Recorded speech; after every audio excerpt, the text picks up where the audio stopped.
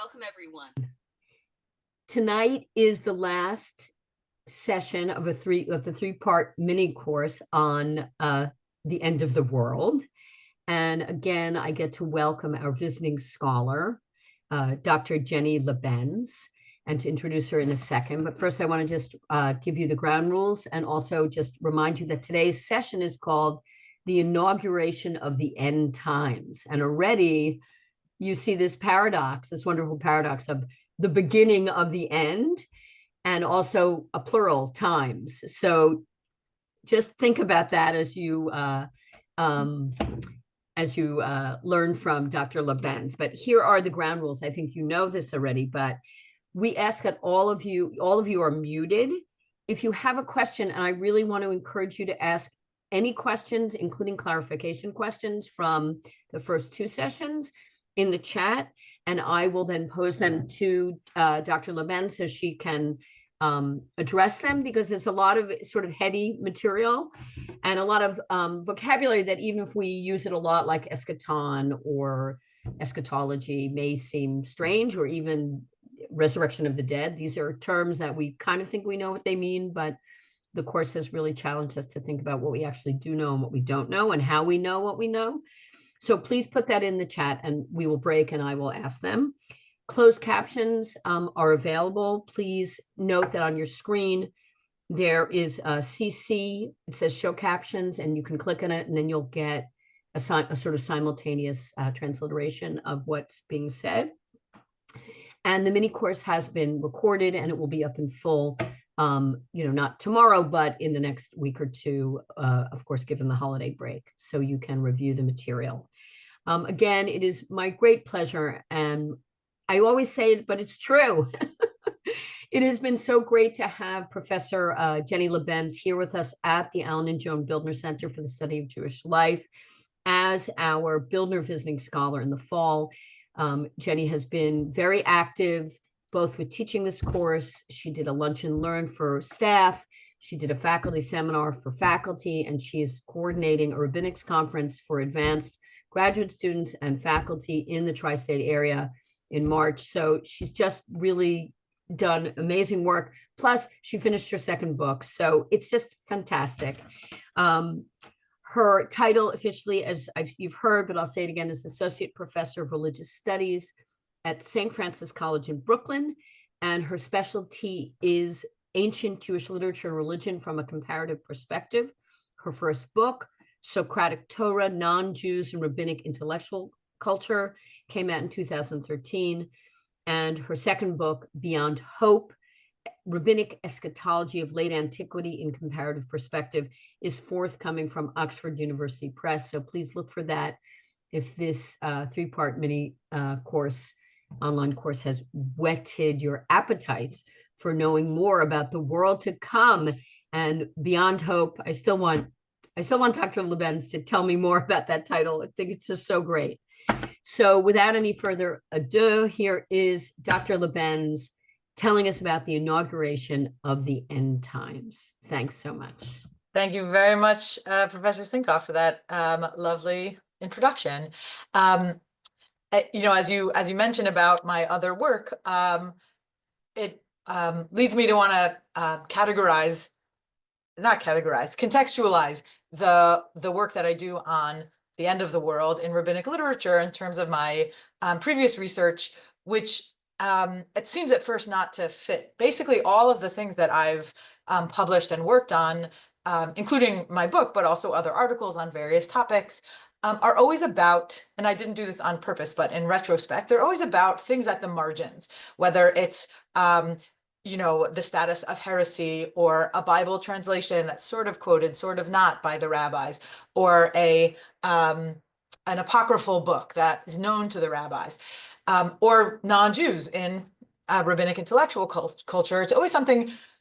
I'm drawn to the things that are at the margins and wondering how do they actually fit in with the larger picture of rabbinic literature and the rabbis as people. And so ideas about the end of the world actually, in the end, ultimately fit that same category, in that it seems like this very different type of thing from what the rabbis of the Talmud are interested in, and in exploring what they actually say about the end of the world and such. It is actually part and parcel of their larger project, and it's very satisfying to find out, and helps make things that seem strange at first a lot less strange, I hope, at least for me. So like Professor Sinkoff said, so this is inauguration of the end times. So I'll start with, again, situating us in context of, what I study, when and where we're talking about, as I've done the last two times. If I can advance my slide. So there might be some newcomers. There might be people who've been here for both previous sessions, but just to level the playing field. So this mini course is looking at rabbinic literature of late antiquity. So on the timeline, this is roughly the 2nd through 6th centuries of the Common Era. It's after the Second Temple in Jerusalem was destroyed, and it's after the Bible is already complete. And it's this time period when this group of intellectuals, highlighted here on the timeline, this group of intellectuals and jurists and leaders who are known as the rabbis, developed their distinctive style of teaching and creating literature and conceiving the form of Judaism that we know as Rabbinic Judaism, which is the main form of Rabbinic Judaism from then on, from their time period on down to today. And the body of literature they produced in those centuries containing all of that work is known as rabbinic literature, or sometimes Talmudic literature. And that literature is the basis of Rabbinic Judaism. And also, significantly, that same time frame of late antiquity, excuse me, is the time when early Christianity was growing up right alongside Rabbinic Judaism in the same places. So they're part of the same larger cultural, spiritual, linguistic world. And Christians are basing their new religion on all the same materials that the rabbis were, all the Second Temple period and biblical heritage from prior centuries. So it's a very exciting time period to study. I quite enjoy it. And I do a lot of work with comparisons with Christianity, sometimes to show direct connections and sometimes just to use each religion to help think about the other. So I explained last time that I use that the end of the world, that familiar term, as the catch-all for a lot of related terms that people throw around, whether it's the world to come or the Messiah or Messianic era, the end of days or the end times, salvation, redemption, new creation. There's all different ways and all different terms that are used, often sort of indiscriminately. So I like end of the world as my catch-all, but I introduced the academic term eschatology as this very broad and not all that helpful word to describe that whole cluster of ideas. And finally, I explained the first time that when I looked at the eschatological literature of the rabbis of late antiquity, and really also of early Christianity, what I find them to be describing, the way of making sense of that cluster of terms and having a more useful term than eschatology, is to say that they're describing the best of all possible worlds. That's what they're interested in. Whether that world is accessible or inaccessible, whatever it looks like, the point is that it's this ideal and that it's real, and it's not purely imaginary with no restrictions on it. It's not just utopian fantasy, but the best of all possible worlds while still being real. It's very real to them. So this sort of review is very similar to what I said the first time and the last time. And what I want to do now is frame a little bit the contents of the first and second session. And it's okay if you weren't there for that. The eschatological questions that we've looked at in the previous two sessions is, what is the best of all possible worlds like? We spoke specifically about judgment and resurrection. What do they look like, or what role do they play in the best of all possible worlds? And we can now start to characterize it more generally. So I'm going to say it in a comparative way, because at this stage, this is where I want to draw the real comparison and contrast between Judaism and Christianity. And this is one of the very big takeaways from my research. So for early Christians, let's start with the Christians. For early Christians, the best of all possible worlds is all the things that they understood Jesus to be. And for the rabbis of antiquity, the best of all possible worlds is all the things that they understood the Torah to be.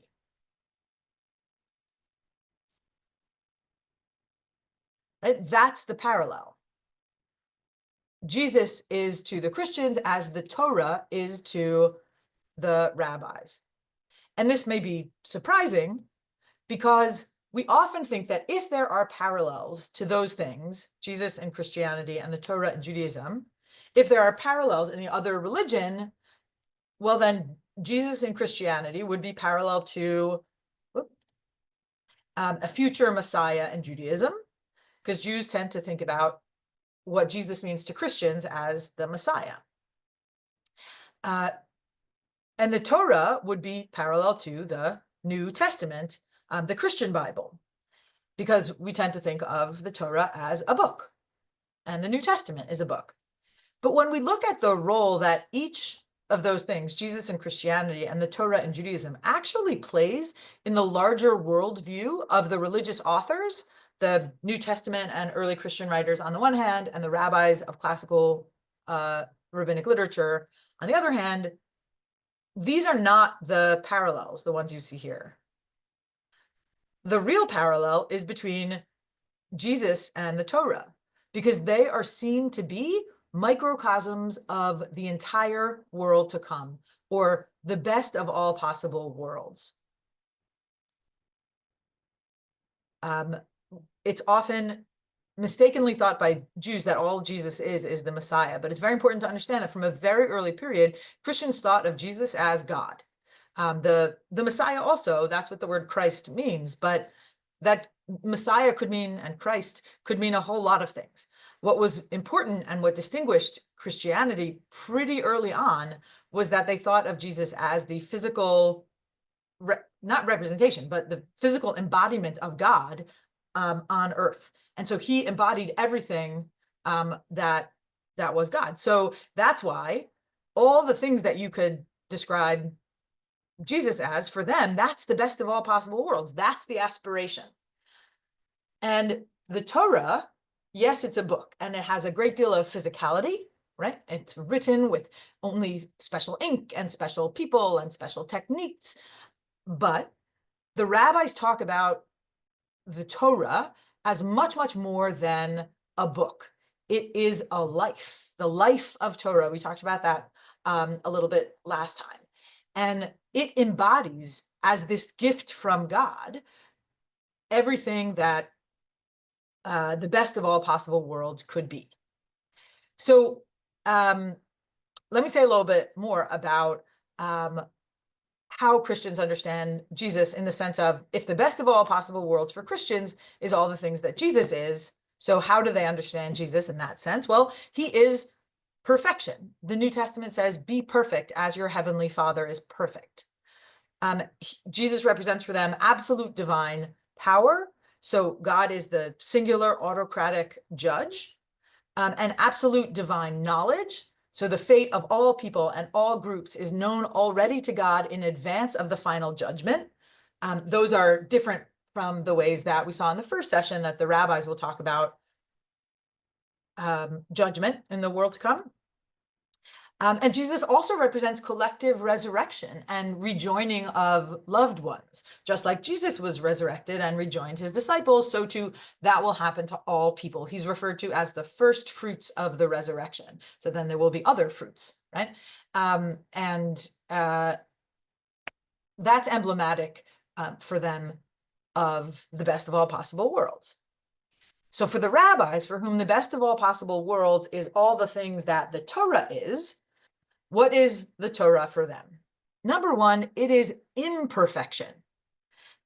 complex stories of people that no one thinks are perfect. This writ large is the biggest contrast between Judaism and Christianity in antiquity and how they think about the eschaton, the best of all possible worlds. For Christians, the ideal is perfection.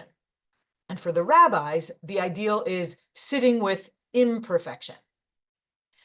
And it's not just about the stories and the characters in the Torah, though that also, but the imperfect form of justice and judgment where there's learning and it's collaborative and maybe mistakes are made and then corrected.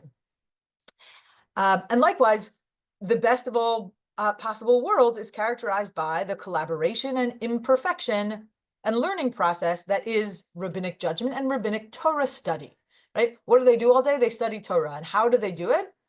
They don't just sort of memorize a list of interpretations. They argue, they talk, they figure out, they question. But also the Torah symbolizes eternity and participation in eternity. That's what resurrection means to the rabbis, existence on a plane that isn't about the temporal matters of this world. So this is really the sum of the previous two sessions. And here I want to pause to see if there are questions about this, either about the previous two sessions or about this new framing of it before moving on. I think I haven't left all that much time the past two sessions for questions, so we'll have more, another break later for questions, but I want to make sure that we get to them this time. Professor Sinkoff, are you seeing questions in the chat? Yeah, so one person just wanted, again, asking about sources, and I reminded them that there are sources that you'd sent earlier that should be on the website. So I just want to answer that for everyone. But the other is someone wanted to know about the word apocalypse, and whether or not, how that relates to some of the issues you said. And another question that comes up in your characterization is, to what degree, when the rabbis understand the Torah as the best of all possible worlds, in comparison to the Christians understanding Jesus as a figure as the best of all possible worlds, how much do you see, in a polemical sense, an argument about corporeality, about embodiment in the rabbis? So that's the questions. Okay, So those are apocalypse, great. And then about the early rabbinic polemicizing about corporeality. Those are great questions. So apocalypse is one of the words that I could have been on that list of cluster of words. People use that word in lots of different ways, just like all the other things. So in that way, it conforms to all those other words that they're used sort of willy-nilly, and people aren't always specific about what they mean. The difference, however, is that there's a whole field of academic study on the apocalyptic genre or apocalyptic literature, and its relationship to eschatology is not always clear. So sometimes apocalyptic literature is really focused on resolutions in the end. This, here we are now, and everything is complicated, and there will come a time when everything will be made clear and simple and decided. And then there's apocalypses that are like books of apocalyptic literature that are really about, the word apocalypse means to reveal. It actually is the Greek name of the New Testament book, Revelation. And so apocalyptic literature that follows the genre of that book, the genre is named for that book, sometimes is just about revealing what the sort of heavenly world is like, that there is this other world that we can't see, that's not revealed to us. And the apocalyptic literature is trying by various means to sort of roll back the curtain. In some ways, all of that literature can be mapped onto these sorts of things that I'm talking about. Rabbinic literature shares a lot with apocalyptic literature in certain ways. It doesn't come in the same genre. It doesn't have all the same characteristics, literary characteristics, that books of apocalyptic literature have. So actually the first chapter after the introduction of my book is called Post-Apocalyptic Narrative, which is a whole other messy term, but that I find very useful once I explain what I mean by it. Now, if the questioner or other people are thinking about what about apocalypse, like, a big disaster and a global pandemic and climate apocalypse, or whatever word combos of like trafficopolis or apocalyptic travel disaster, traffic jams. That catastrophe is a very common feature of books of ancient apocalyptic literature. And so it's gotten absorbed into modern culture, and there's a whole, modernist apocalyptic literature. So, like I said, like the other words, it's used in lots of different ways. I hope that answered the question, and didn't make it worse. Well, if the person wants to do a follow-up, they can do it at the end. There's another, you want to talk about the polemical thing, and then there's another question someone's posed, and then we can move on. But go ahead. The corporeality thing is a great question. So first of all, in terms of polemics between Judaism and Christianity, there are times when it's pretty clear that the rabbis are either making fun of or angry at or worried about other groups. Most of the time, when we see a relationship, it's not clear what it is. So I had this moment in doing a whole bunch of research on the biblical verses that the rabbis quote in a particular passage. And I just imagined rabbis and Christians who also read the Hebrew Bible sort of laughing at the pagans in the neighborhood who didn't know the same quotes, just like, people who don't know Ted Lasso quotes. I'm like, oh, well, you're not in my conversation. And so they might have had like a great affinity for each other. And the world in which the rabbis lived was very multicultural, not without conflict, but they took it for granted that, they were going to interact with lots of other people, and other views and other beliefs existed. Sometimes they scorned those beliefs, and sometimes they just, okay, the other people have other beliefs. So that's what the word, polemic is when you're having this, heated argument, like an attack on the other group. So I wouldn't go so far as to call it that. But the issue of corporeality, meaning the ability of God to become physical, corporeal, is important in Christianity.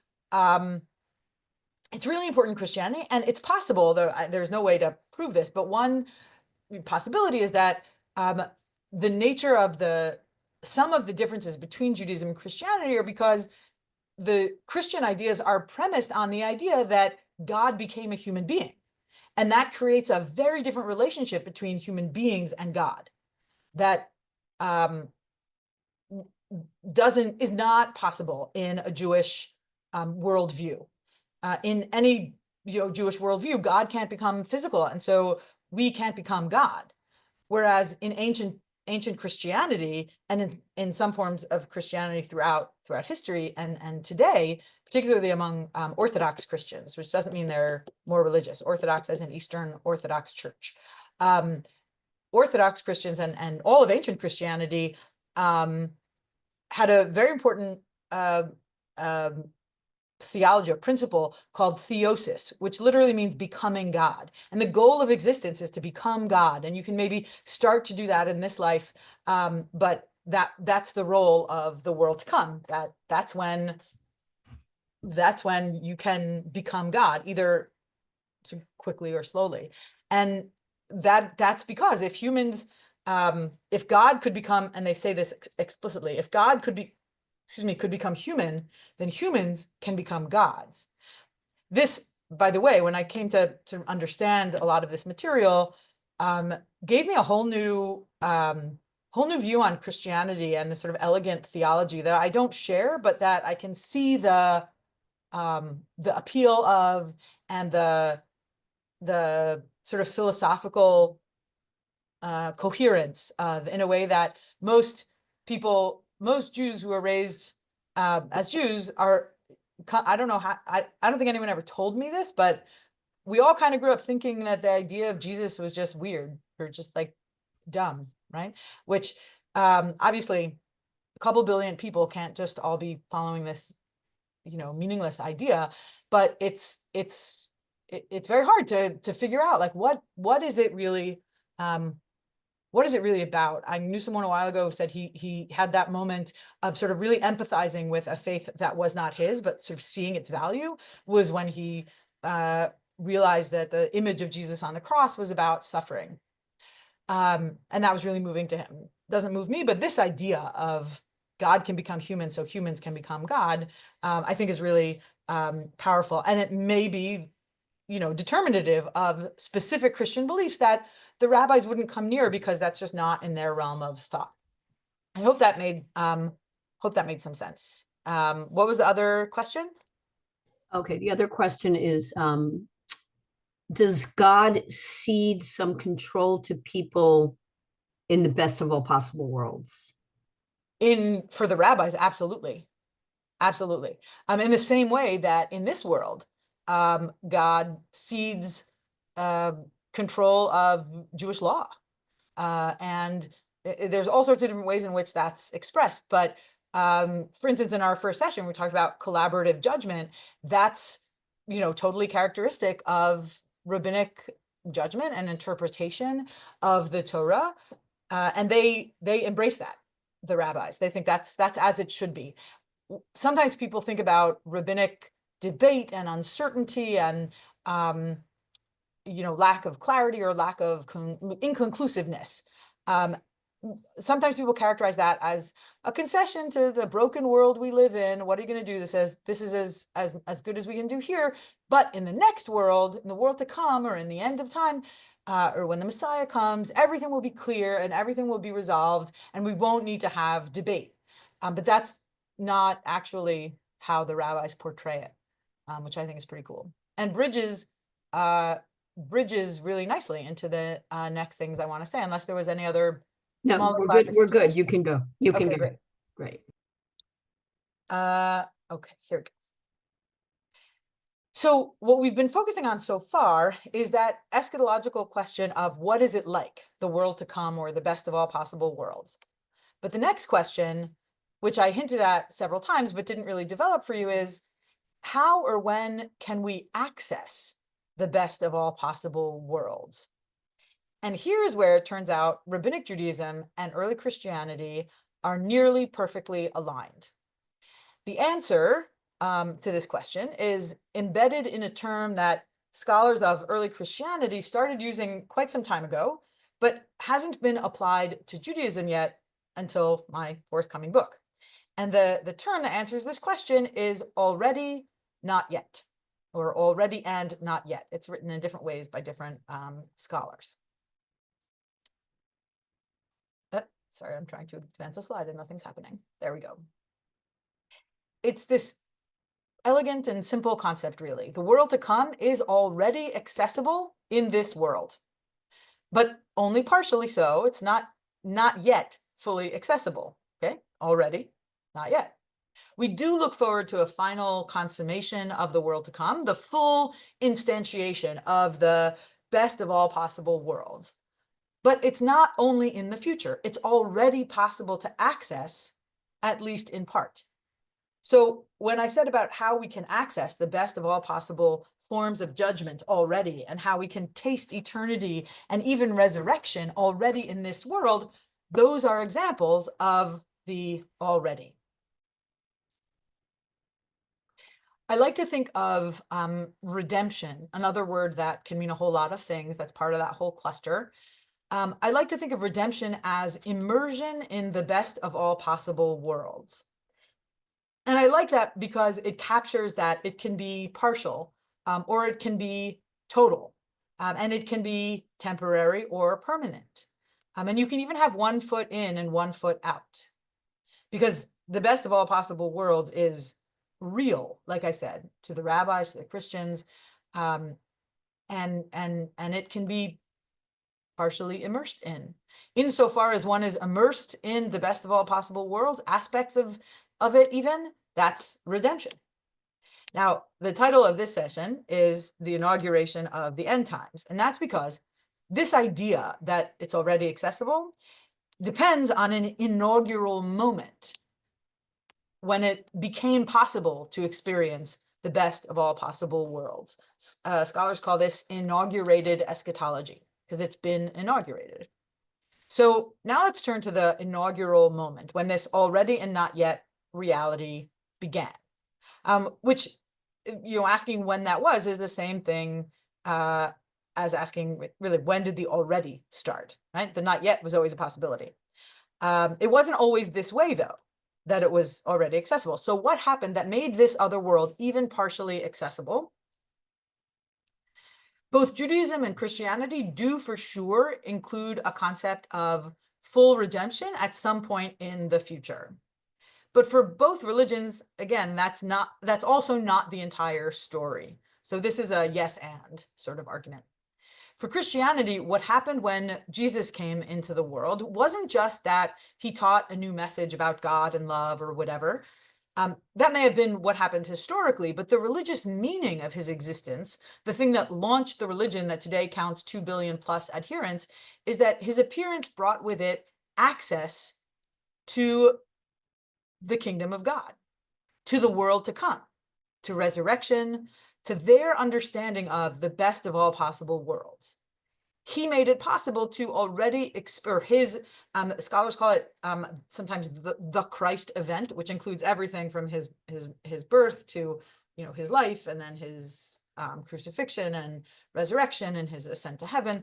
That's the whole thing is this cluster called the Christ event.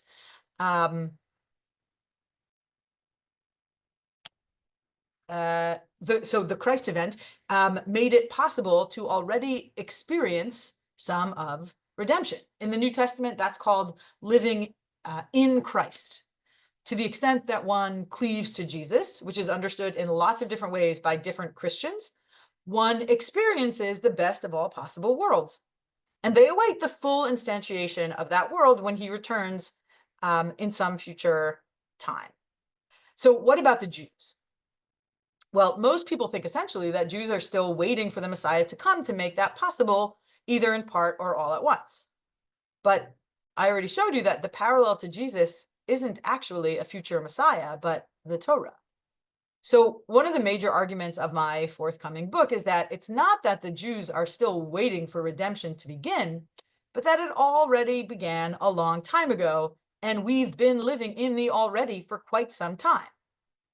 The triad of events that inaugurated the eschaton, the end times, the best of all possible worlds, whatever you want to call it, though not the Messiah exactly. The triad of events were the three great events of the Torah's narrative. The exodus from slavery in Egypt, when God was revealed to be the powerful savior. The revelation of the Torah at Sinai, where Israel received this gift of the Torah and the laws to live by. And the establishment of the tabernacle in the wilderness of Sinai, the Mishkan, in which God's presence was brought close to the people to dwell among them. Since then, through the experience of having been saved, living by the laws of the Torah, and experiencing God's presence through communal worship, Judaism for the rabbis is all about being able to experience the best of all possible worlds, if only in part, being able to partially immerse in redemption. Now, notice also that both of these religions are pointing to their own founding moments, whether historically or mythically, as the time when the world went from wholly unredeemed to partially redeemed. They both point to a time beforehand where the world was entirely unredeemed with no access to redemption, or to the best of all possible worlds.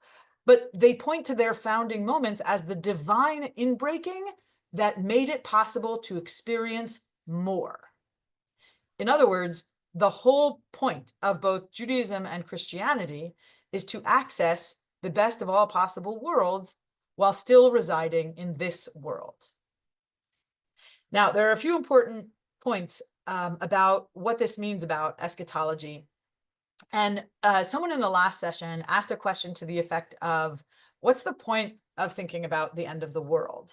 And what this model shows us, the inaugurated eschatology model shows us, is that one thing that rabbinic eschatology is not is escapist.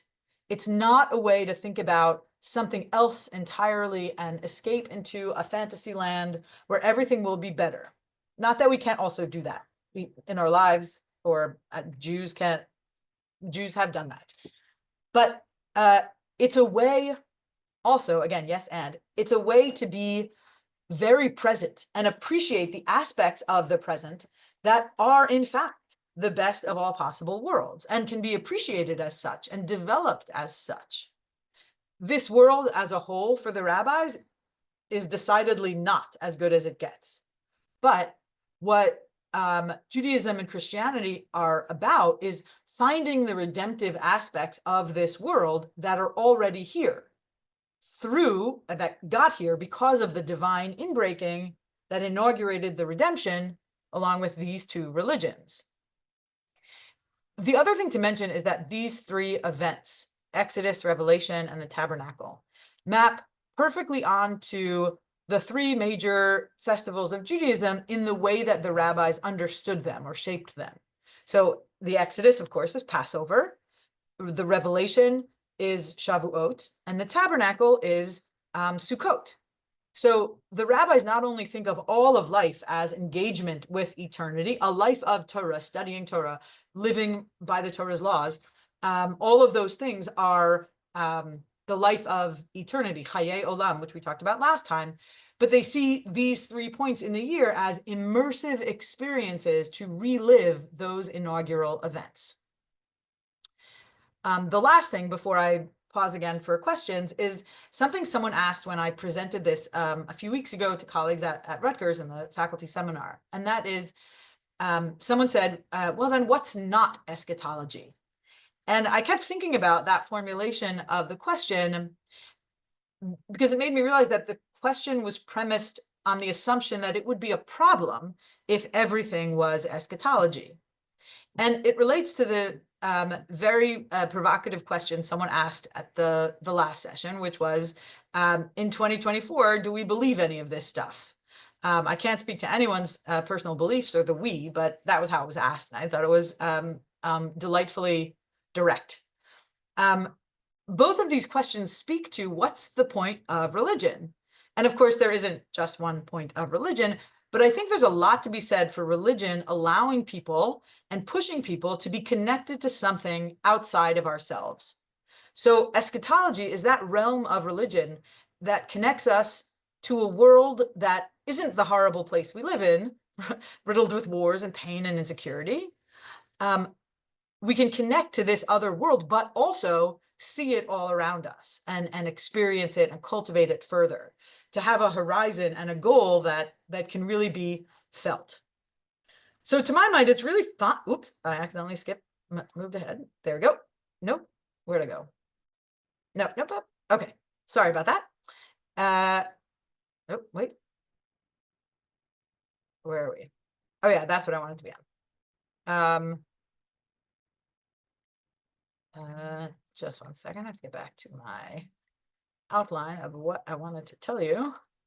So I was saying that it's really fine if almost everything is eschatology.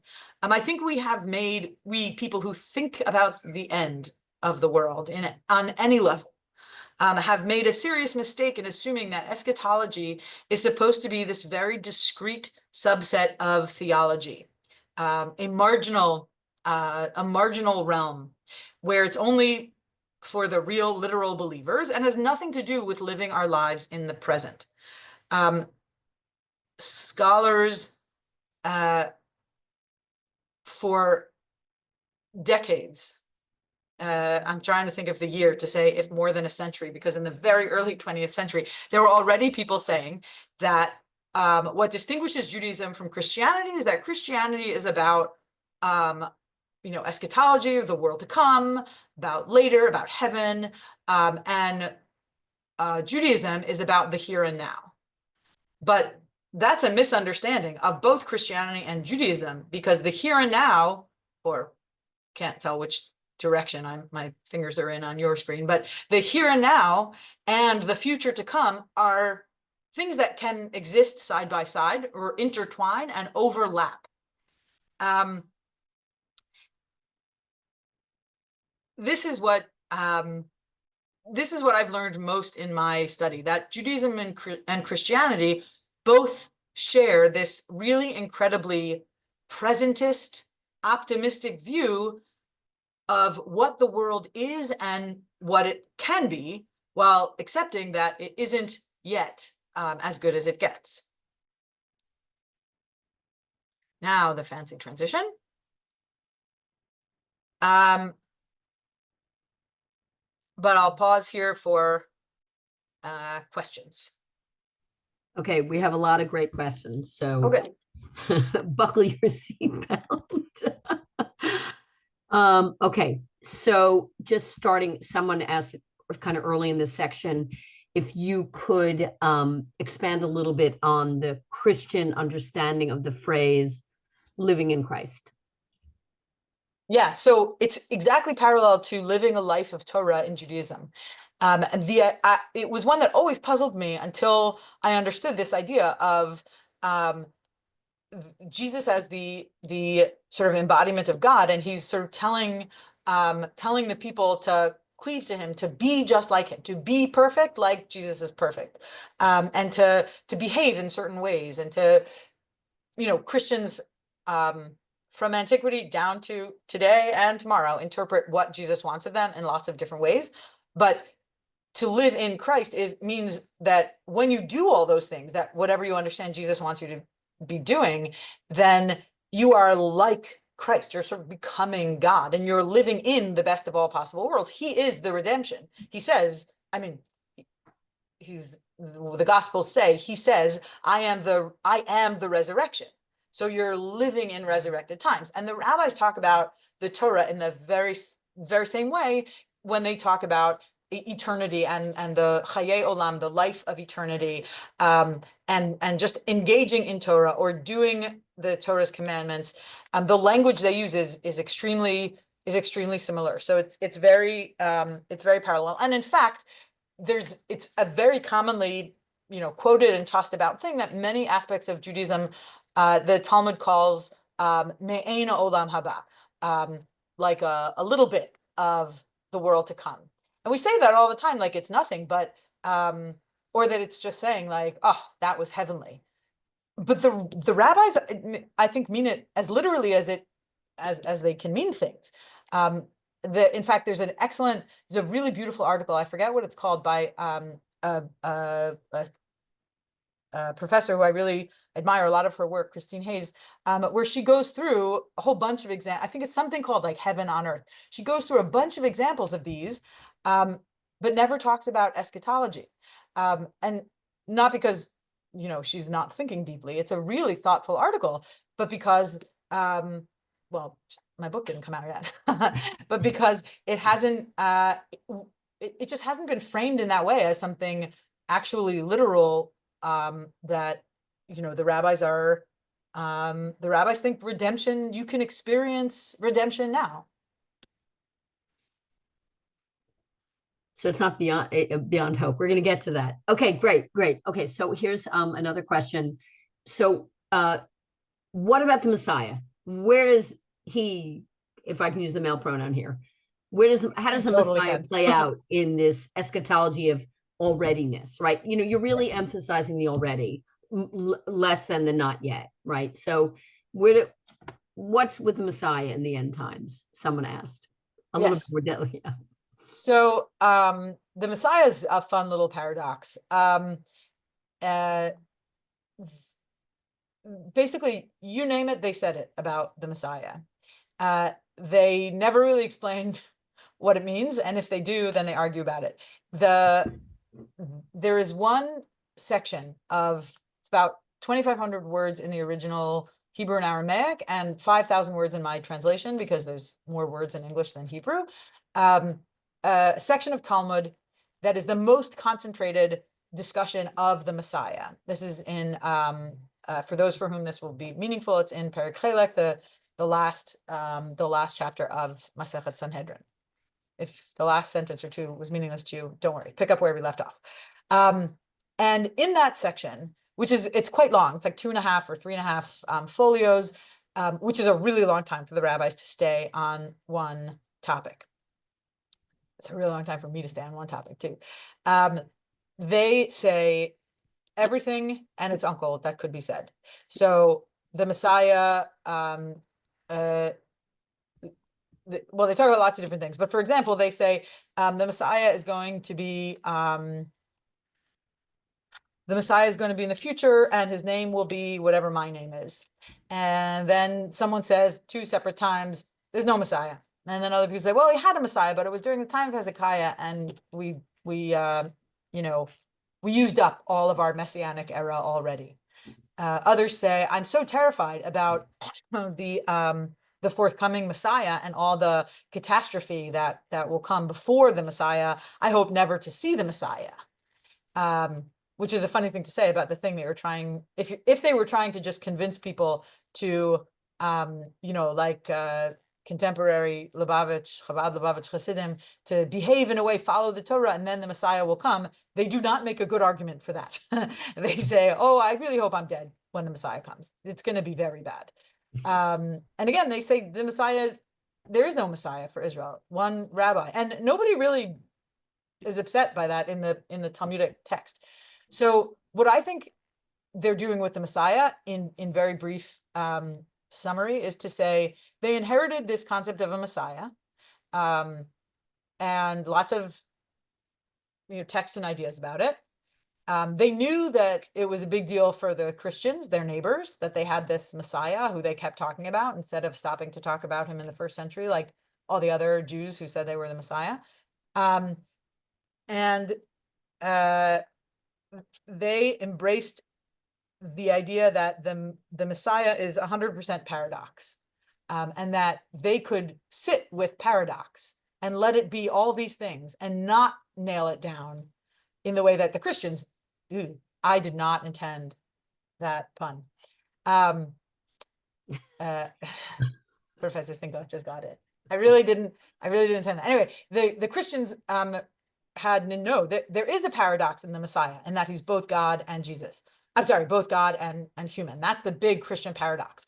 And so the rabbis, and you could say this is polemical, you could say it's playful, but the rabbis take the concept of a paradox relating to the Messiah, saying the whole concept is a paradox. It's coming, it's not coming. We know when it's coming. We'll never know when it's coming. There's my chapter on that is called Messianic Paradox. So it becomes later in the Middle Ages, Jews like Maimonides, rabbis say all sorts of different things, but in the classical rabbinic period, anything goes, and there isn't a very clear role or status of the Messiah. I think that what's hard for a lot of contemporaries, and I really appreciate, is to accept, if you will, because unless you are skilled and really familiar with rabbinic discourse and rabbinic genres and the languages of the rabbis, one has inherited, and this is true for all of us, it's true of Christians too, and Muslims, inherited actually medieval, what's the word? Not catechisms, but as sort of conceptualizations that emerged in the medieval period, the need, partly because of Islam actually, and partly because of the polemic of Christianity in medieval Europe, to sort of concretize belief. And then it enters the liturgy. But in the classical period, as you said, from the 2nd to the 6th century, it's kind of a free-for-all of conversation. The Talmud is not, this is why Maimonides does the Mishneh Torah. The Talmud doesn't decide a whole lot of things, both theologically or even halachically, in terms of the way to live. And the rabbis, it's really a great big cacophony of conversation of various transmitted traditions. But that's hard for people to kind of accept because the rabbis are the rabbis with a capital T and a capital R, and they're Chazal, and the Christians were also having these massive conversations, but especially once they controlled the Roman Empire, which happens in the 4th century, they start having these meetings, these synods, and these big conventions where they write these formal proclamations of what the beliefs are, and they have lists of canonical books, what's going to count as the Bible, and that can make it look, so there's 2 parts to that. one, it can make it look like, well, the Christians had their act together and the Jews were still just having these arguments. Well, the Christians had their State power. they had state power, but they all, I mean, they had state power, but they also had sort of numbers and organizational power and regional power or capacity. And they chose to, really, they also wrote monographs that the rabbis didn't write monographs. But on the ground, they were having all the same debates and fights and arguments, and there were different groups and different styles. The real distinctive aspect is when the Jews started writing this down was after the classical period. In the Gaonic period, in the early Middle Ages, they started writing monographs and lists and these concrete things, and we've inherited them. But actually, if you're interested in listening to a really beautiful podcast episode, there's a really cool podcast called The Bible for Normal People, with two Bible scholars, Christian Bible scholars, Jared Baez and Peter Enns, and they do a whole lot of things, but there's an interview with Richard Kalman, who was my PhD advisor, who's a brilliant scholar, and he describes the Talmud to them. It's a wonderful introduction. I actually assigned it to my students in Intro to Judaism at St. Francis College, and he talks about that one of the reasons that he really enjoys and appreciates the Talmud, and I 100% relate to this.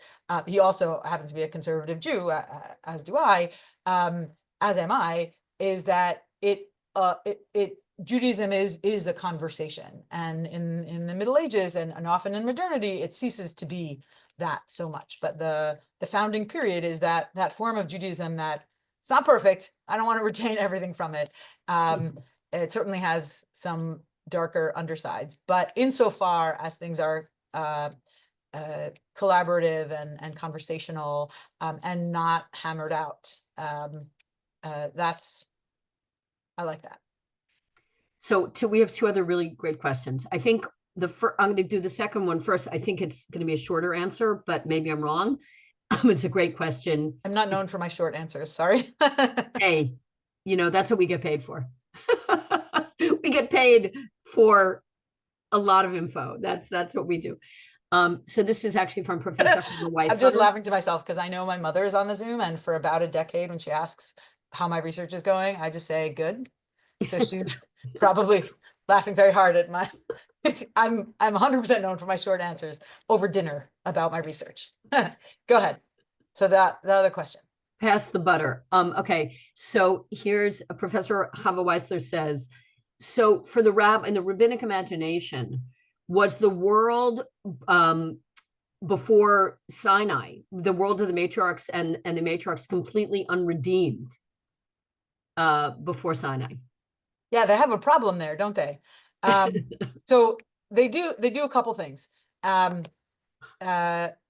in different places. There isn't consistency about it. There are times when they just sort of backdate the Torah, and they say that, well, they already knew it, and there were these individuals who sort of like saw. Sometimes they cast it as seeing the future, or like understanding the whole Torah, or that it was in primordial existence, and so they had access to it. But they're sort of special. And then there are times when they're treated sort of as placeholders historically. So there's this great text that talks about God creates the world, right? And God's there in the garden.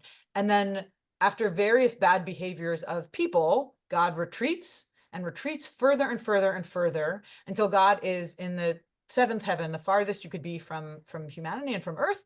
And then it's at the tabernacle, once the tabernacle is built, God comes back down to earth. What brings God down level, each of the seven heavens level down, is that from their spot up in heaven with God, each of those patriarchs and matriarchs, maybe it's all patriarchs, but again, not everything about the rabbis is great. They each sort of invoke their merit to bring God back down to earth.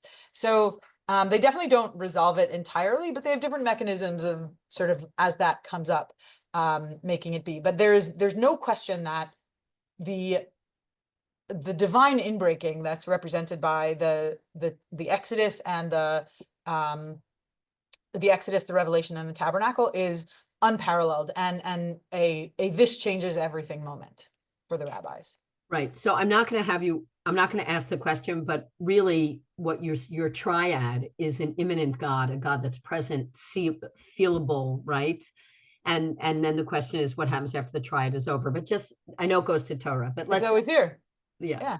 Okay. So the other question is from Ann Goldman says, isn't it true that both Christianity via resurrection and Hasidism, well, oh no, someone just, sorry. So isn't it true that both Christianity via resurrection and Hasidism via everyone participating in the commandments and the mitzvot are looking for redemption in some post world that we're not part of? Yes, so at least, so Lubavitch Messianism is the one that's the most, Lubavitch Hasidism is the one that's the most centered on Messianism, and they are 100%, they understand they already, not yet, to the point where my husband grew up in Lubavitch, in Brooklyn, and he has studied it. He is no longer in it, but knows a lot about it. And so when I started coming up with these ideas and I pitched them to him, like sitting across the room, he said, yeah, that's sort of obvious. Everybody knows that. And then other Jews were like, well, oh, I never thought of it that way ever. That, for instance, that Passover is entirely eschatological because it's actually tasting the redemption to come, like the part that's already happened. This is something that they is intuitive to them. There's an aspect of that, and then but they also have this very different concept of the not yet, which I don't want to think too hard about what they envision, but they do not envision this concept that I've described as in the rabbinic literature of sort of complexity and imperfection. You'd have to ask a specialist in Hasidism about that. But yeah, they're at least Lubavitch. I mean, there's no parallel other than, okay. I'm not going to say more about Hasidism, but it's a good question. For another mini course for someone who, look, the theology of Hasidism it's as varied as the theology of the so-called rabbis, right? We've many different Hasidic I don't know, groups. as varied, but well, there are a lot of Hasidic groups out there, and they have different theologies. But let's just leave it at that. So I don't. People have really appreciated, by the way, the references to the podcast, and you also mentioned the scholarship of Christine Hayes. I'll just put that in there too. Now emerita from Yale. Yes. And of course of Richard Kalman and the podcast. I put that in there so that people can access it on their own. So I want to thank you so much. Do you have a final slide before I sort of sum up? Because I see it up there. Do you want to say something about your Beyond Hope slide? Oh, well, especially for you, since you've been so gracious in hosting me. I just wanted to say that you wanted me to talk about Beyond Hope. That's the title of the new book, yes, right? So. The title of the book. Most scholars and theologians who write anything about eschatology define it as a matter of hope, which is very focused on the future and very much about a personal feeling. And the more I read the primary sources and the interpretations that exist, the more I realized that focusing on hope really just covers up a great deal of what eschatology is all about. I think it's about transcendence and seeing the divine ideal, however literally or metaphorically you want to take that, in this world already. So what I'm doing in the book and with the title is to push scholars to think beyond the rubric of hope to understand the function of eschatology. And I'm all for a good pun, so beyond, as in the beyond, is something I like, since when it comes to eschatology. Most people think about the beyond, some entirely other. But my point is that it's neither beyond nor hope. It's not about that which is beyond. It's much more presentist than that. I'm glad we had more time for questions. I was going to tell you a little bit about these Go ahead. images that I've used, but I talk about them in the book a little bit. So I can, since I'm mindful of the time, and if people want to stay on an extra few minutes or so, I'll be happy to add that. No, you can say a few things about the images, then I'll just sum up. It's all right. Go ahead. You sure? All right. I'm sure I don't have so many announcements because we're towards the end of the semester. So go ahead. So there are these images that I haven't explained the significance of. This first one is from the advertisement for the program, and it's a painting by Paul Cézanne called Pines and Rocks. And it's a painting that I discuss in the introduction and the conclusion to my book. In this painting, as in many others of Cézanne, Cézanne tries to portray nature from multiple perspectives all at once.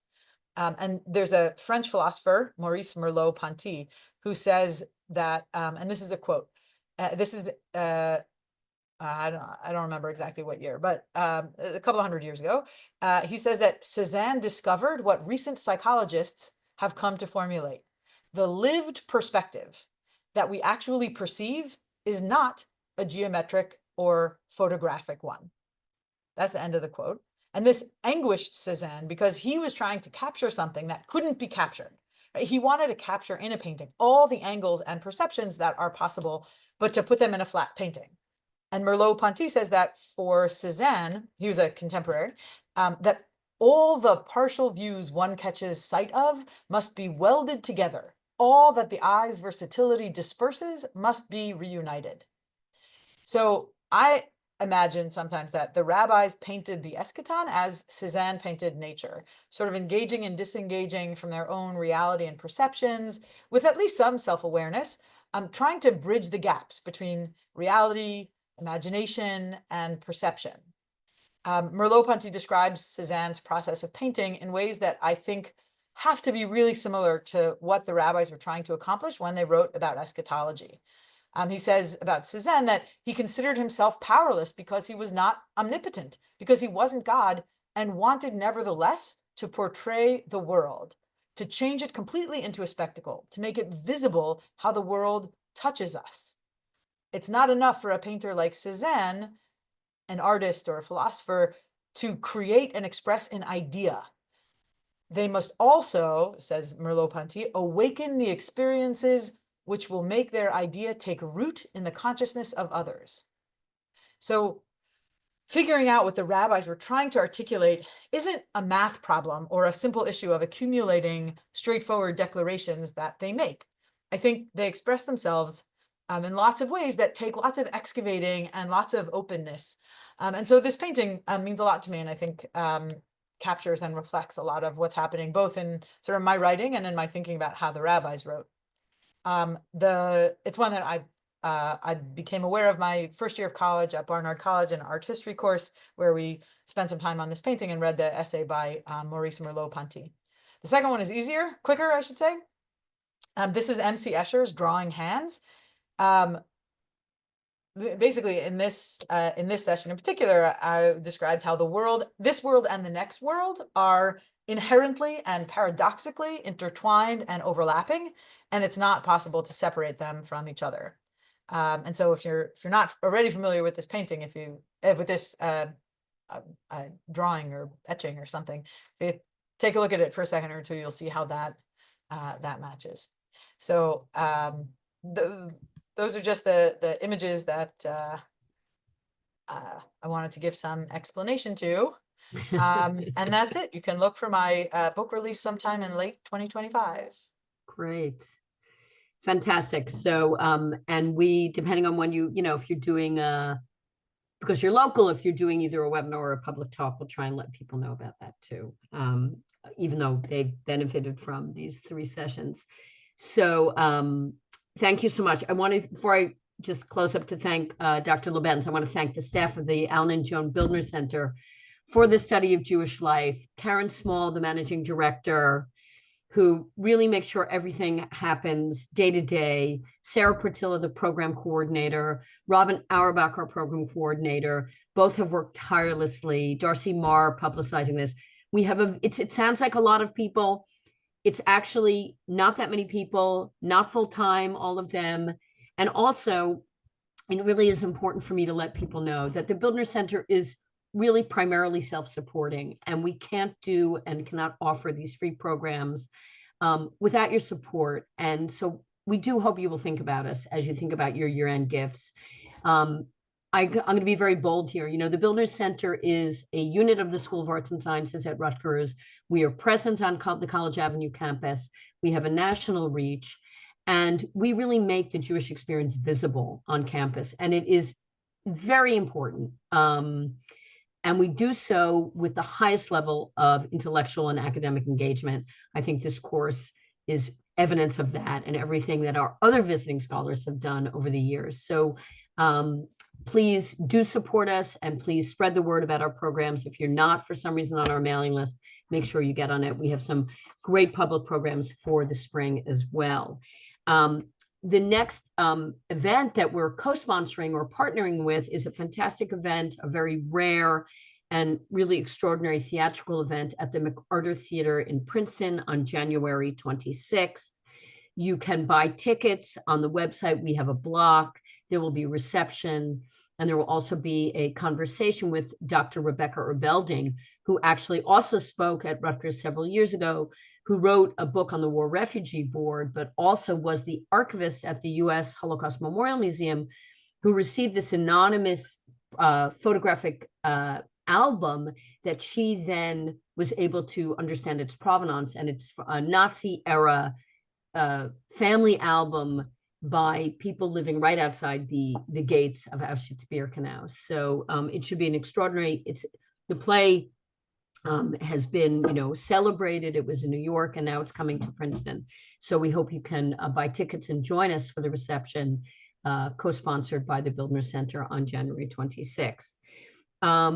So thank you so much, Professor Labenz. I think we've all learned so much. I have to say, among many things, your interpretations are optimistic, or at least I would frame them in an optimistic way, not only because you quote Leibniz and the best of all possible worlds, which of course Voltaire made fun of, and then Leonard Bernstein immortalized in the musical opera Candide. But for many of us, it's been kind of a dark time for lots of reasons in the last year and a half. And if we can hold on to the eschaton already, I think that will give us a lot to hope for. And also, we're going towards the solstice. The light is going to start to come back. We're going to celebrate the Chag Olim. So thank you so much for everything we've learned from you in these last 3 weeks, and for your scholarship at the Bildner Center. Thank you so much. It's been a real honor to be part of it for this this semester, and to be able to present this course and hear the thought-provoking questions and comments. Okay, everyone. See you, be well, stay warm, and let the light in. It's coming. Amen. Bye.